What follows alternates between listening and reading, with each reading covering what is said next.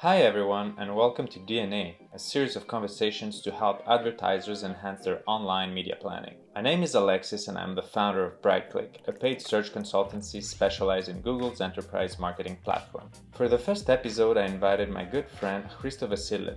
Hristo and I first met while working at a digital marketing agency in Montreal. Since then, he has been working extensively on managing ad space for some of the largest podcasts in the US. If you're thinking of potentially advertising on a podcast, this episode will definitely interest you.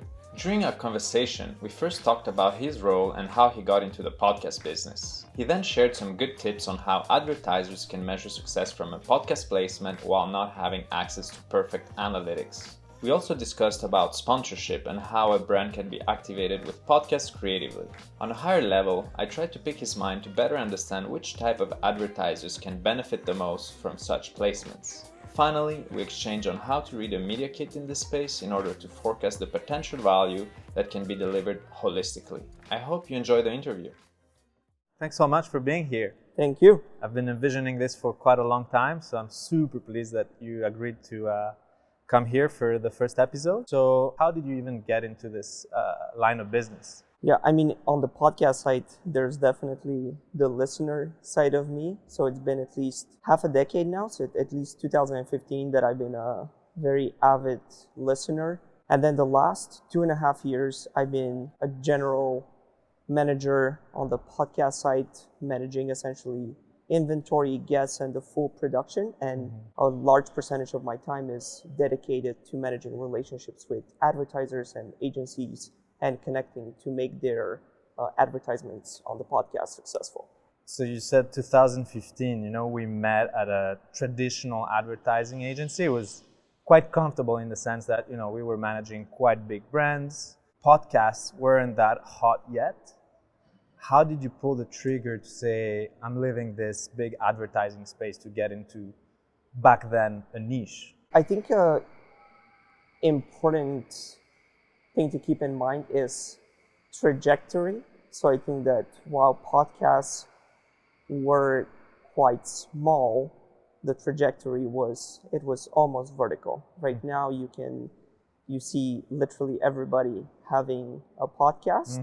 And so I think that when evaluating different opportunities, I think it's important not to think of it in terms of a static component, like where things are now, but also just considering the growth and the rate of change. So that was important for me. And I think there was definitely, to use a startup parlance, product market fit, in the sense that I was a very avid listener. I have personally purchased products, heard on podcasts. So I was very bullish on the entire space. Something I feel like it's still really hard to measure is just success through audio. I think podcast analytics are not quite there yet. It's really hard to tie a website click to the receptivity of an audio experience back to the impact on an advertiser's brand. What line items should an advertiser be looking at when preparing or building its strategy for podcast placements? Essentially, measuring success in the podcast space so far has been very direct response driven. So you want to look at specific unique landing pages generated for each podcast, promo codes, and that's why traditionally that has been the primary advertiser who's advertising for years now on podcasts. They're very ROI obsessed and they want to measure everything. So that's why there hasn't been an influx of brands, which I think is very likely to happen. And I think a lot of the large players will get into the space. So there has been definitely the landing page and promo code approach. I think that one item that I would recommend strongly to brands to consider is very actively to engage with their customers in terms of how did you hear about our brand and why did you check out? From my experience talking with brands, there is quite a lot of leakage in terms of people hear about a brand on a podcast, but they do not end up using the promo code or visit the landing page. So I would strongly recommend in terms of measuring success, if there's one thing that is, I think, under-discussed in the space, is really asking the customer at the end of the checkout process, and maybe via email later, or just engage with them and understand, where did you hear about us? Okay, so from what I hear, it's not like a plug and play approach yet. There's a lot of work that needs to be done on the advertiser side as well. And of course, there's the creative. Something that is really cool I find about sponsorships is really brand activation. Have you seen any cool brand activations through podcasts? Yeah, actually, I can't speak to the name of the brand, but I think it's really exciting. It's drinks company that is targeting very specific hosts who are known to consume certain products, and they actually consume them during the recording. And I was in a conversation recently with someone that they're really trying to get the host to switch to that brand versus traditional brands, because it's a traditional D2C brand that is trying to replace the big mainstream players in that space. And I think that was just an example of being very thoughtful in terms of, it becomes such an authentic experience when the host is known to consume something on every recording, that the listeners know that it's their thing.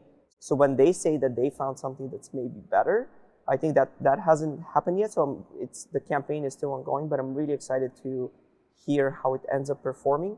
So in terms of activation, that really connecting with the host and getting them to do something that the listeners know is part of their personality is one thing.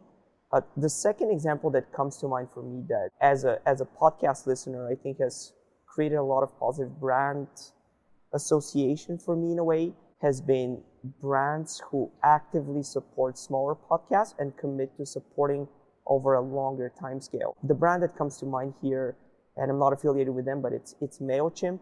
I've listened to, they were a very long-term supporter of a podcast that I was actively listening to at some point, that it was like a long-form podcast interviewing writers. And essentially it was a very native fit, in the sense that the hosts were addressing a lot of writers out there, and those writers needed a way to build a way to engage with future fans and readers. And MailChimp was a very native way to tell them, hey, if you're a writer and you want to connect with an audience, use MailChimp. And also MailChimp would just, from my experience from different podcasts, they would just get behind different creators and support them over the long term. I think that that's really important for brands to consider, to not only focus on maybe the bigger players, but also find creators that they personally love and engage with, and they know that they have a passionate audience.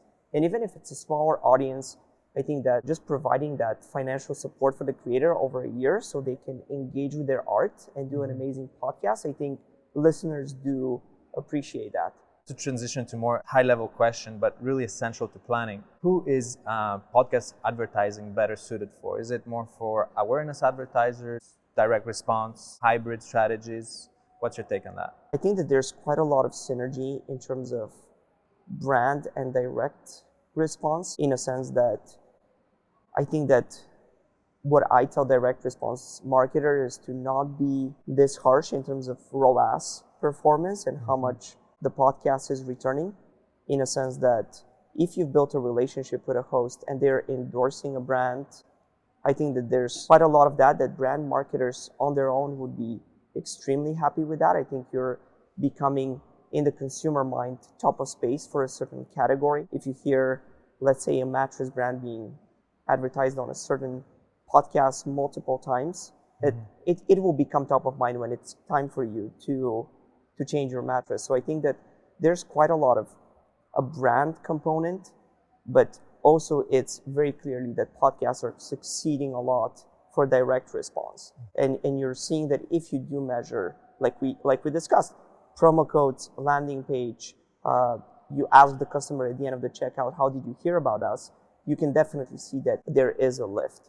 It's definitely more hybrid in my mind, the way I see it, especially in the specific example of a host of a podcast actively endorsing a brand and speaking to a passionate audience. If there's not an endorsement component and it's not the host, but it's a pre-recorded ad by a voiceover actor, I would probably err more on let's focus on performance more. But when there's a host who's popular, who has a passionate audience, and they're endorsing a brand and is saying how amazing it is, I think that there's definitely quite a lot of mixture of both brand and performance in my mind. Okay, great. I would have thought that it's more for awareness, but listening to you, it sounds like you can do both, but maybe with some more frequency or some more developed strategy, you can definitely do direct response as well.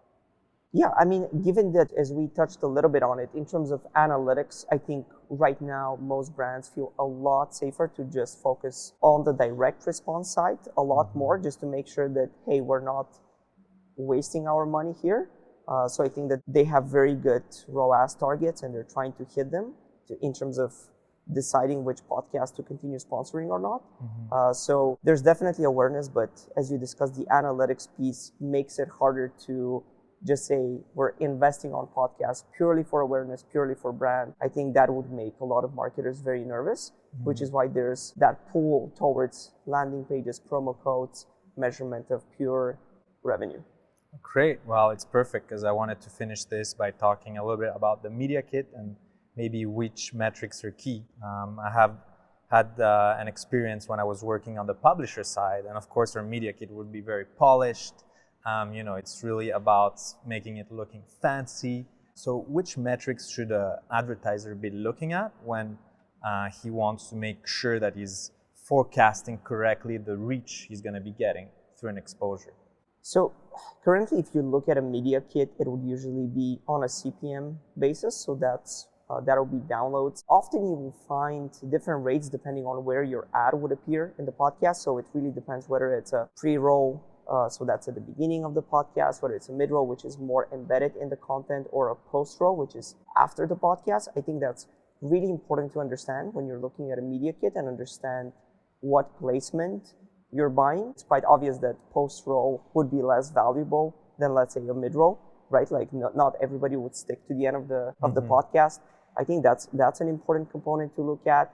I would personally would really love to understand whether the ad would be removed after the promised downloads are reached. Discussing with brands, they often see that if they sponsored a very popular episode, even if it was recorded 2 years ago, if the ad is not removed, they're still getting traction from that episode. Right. So I think that's very different compared to many other channels where, let's say, SEM on Google Ads or Facebook, the second you pause your budget, that's it. Like your ads disappear. But if you sponsor a podcast with so-called baked-in ads, where the ads are embedded in the audio file, nobody's removing them when the downloads are reached.